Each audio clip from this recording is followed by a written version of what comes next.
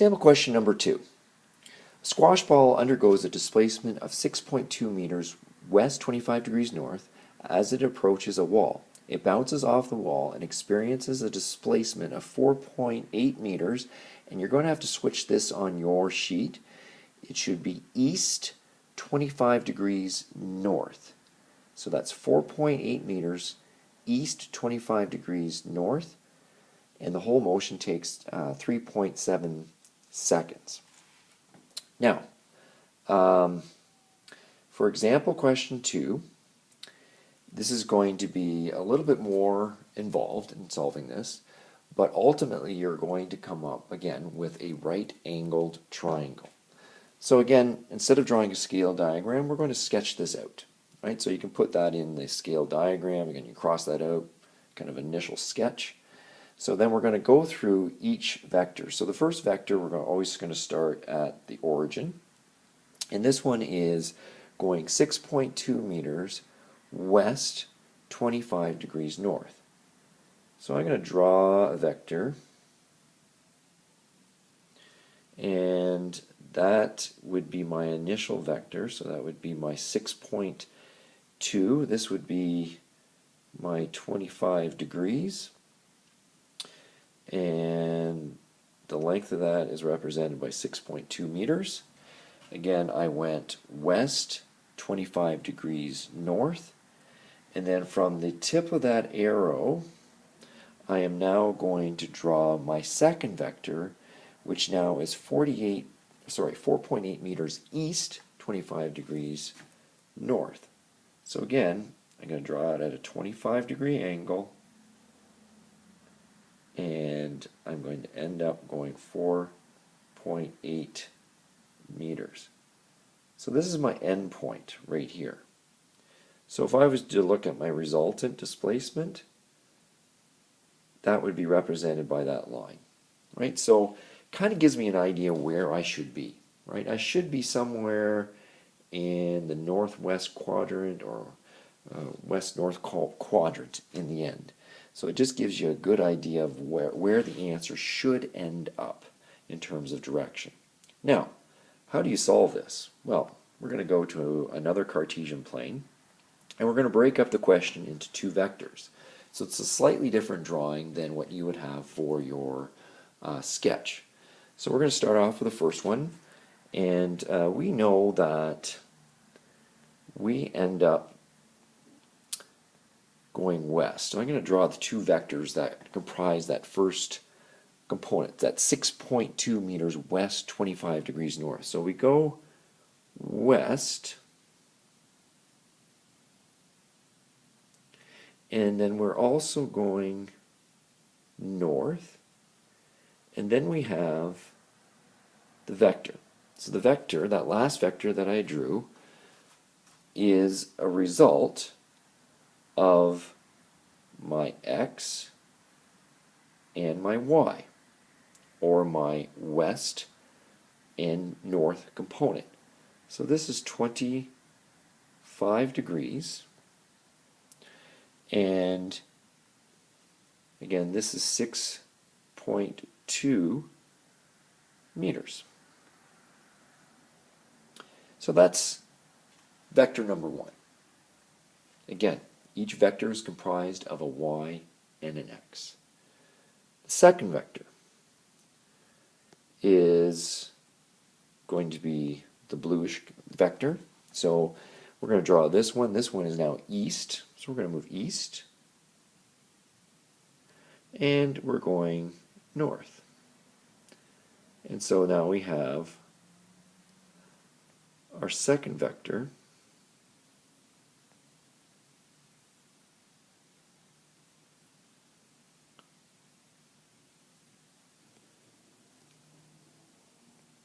sorry, my vectors aren't working out here. There we go.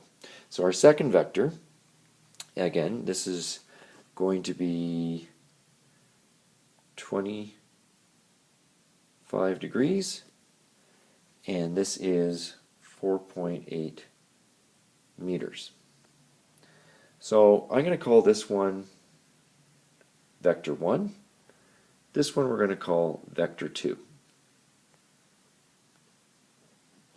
And we're going to define those as vector 1 and vector 2 in our solution so you can kind of keep things in order. So again, both vectors are comprised of a y and an x. Right? So again, we have x over here and y over here. Now we're going to convert our y's and x into directions. So y's are dealing with north and south, x's are dealing with east and west. So we're going to start off by looking through how we're going to solve this in terms of our setup. So we're going to look at the y component. Now, the y component is really our north and south. That's the direction that we're really concerned with. And so we're just going to isolate those vectors, and we're really going to sum those vectors. How do they interact with each other? Because really, overall, this is one motion we're trying to find out. We're having the ball bounce off the wall and trying to figure out where it ends up. So we're going to start off with that y component. So we're going to start off with 1. So what's happening with vector number 1? So vector number 1, remember, is the red triangle. So we're trying to figure out the y. So to figure out the y, we can go opposite. Right? This is the opposite over hypotenuse. Right? Using this angle, right? This angle here as a reference. So we're going to go opposite over hypotenuse. Opposite over hypotenuse, again, if you think of SOHCAHTOA, is sine. So we're going to go and we're going to do the sine of 25 degrees equals x over 6.2. That x then equals, if you calculate that, you got 2.620 meters, and again that is going north. We're going to do the same thing for triangle number 2. So if you take a look at triangle number 2, we're focusing on the north. And again, we're going to go opposite over hypotenuse. So we're finding the sine. So we're doing the sine of 25 degrees equals x over 4.8. And we now know the x then is equal to 2.029 meters north. Now, we now have both triangles. We've isolated y in both of those triangles. So now we're going to find the sum of y. So I'm just going to call it sum y equals. Now, we want to pay attention to this. They're both going north, both going the same direction. So we don't have to do any sign change, so they're equivalent units. So we are just going to take our 2.620 and we are going to add that to our 2.029. And so that's going to give us an overall of 4.649 meters, and again that is north. We're not going to round that yet because that's not our final answer. We're going to do the same thing now for the x component. The x component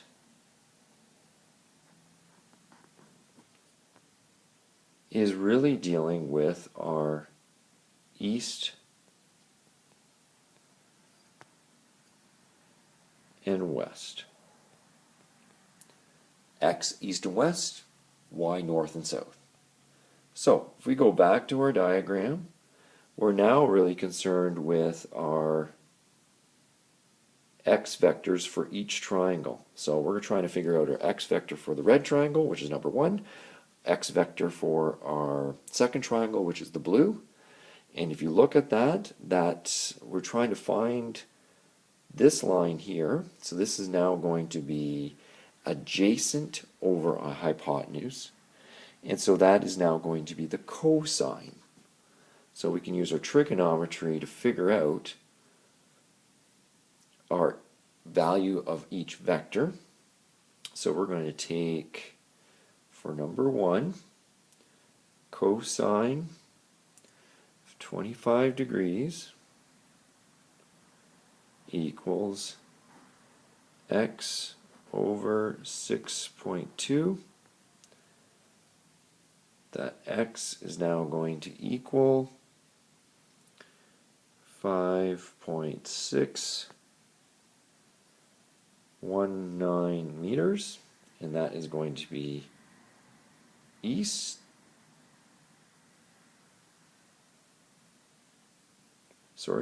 West. We're going to do the same thing for number 2. This one's going to be going east now. So in that one, we're doing the cosine of 25 degrees. That's going to equal x over 4.8 this time.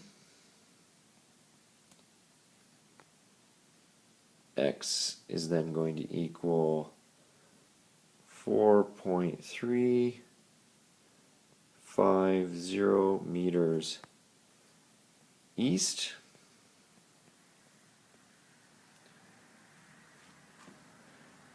And so now we have our two components. We have 5.619 meters west, 4.35 meters east. Now, this is really a one-dimensional motion problem now, because now we have one going west, one going east. So we want to find out what that resultant displacement is along the east-west direction. So we need to make these equal, right? We need them both to be west or both to be east. Now, I always take the highest value one, so I'm going to take west. That's going to be my positive. So to find the sum of x, so I'm just going to have sum x, I'm going to take 5.619. Again, it's the sum, so I'm going to add it, but my second direction is east, which is opposite, so now it's going to be negative 4.350. And so that's going to give me my overall displacement of 1.269 meters west. Now, I have a x component and I have a y component. I can now take that information and put it on a triangle, and it's going to be a right angle triangle.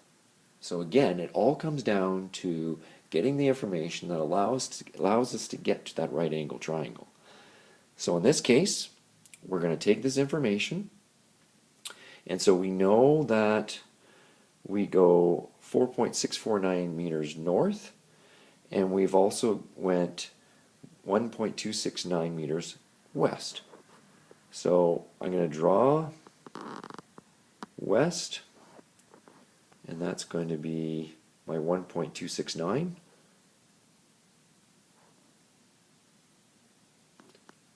And then I also went north, and that is 4.649.